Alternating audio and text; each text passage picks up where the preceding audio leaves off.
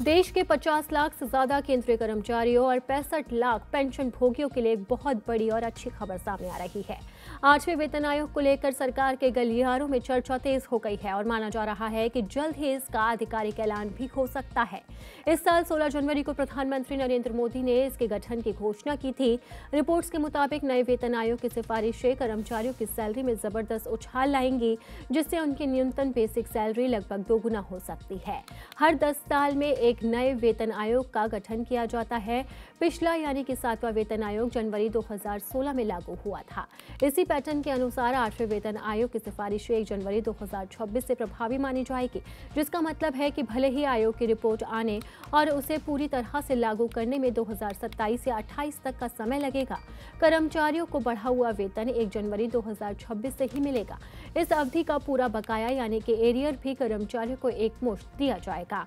किसी भी वेतन आयोग में सैलरी बढ़ोतरी का सबसे अहम आधार फिटमेंट फैक्टर होता है। ये एक मल्टीप्लायर है जिसके मौजूदा बेसिक सैलरी को गुणा करके नई बेसिक सैलरी तय की जाती है। 7वें वेतन आयोग में फिटमेंट फैक्टर 2.57 था।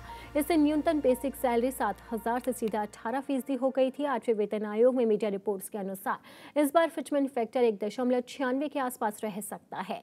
इस नए फिटमेंट फैक्टर के हिसाब से न्यूनतम बेसिक सैलरी में जबरदस्त इजाफा होगा। उदाहरण के लिए, अगर किसी कर्मचारी की मौजूदा बेसिक सैलरी 18,000 है तो उसके तहत बढ़कर 35,280 हो जाएगी। वहीं ये लगभग दोगुनी बढ़ोतरी होगी।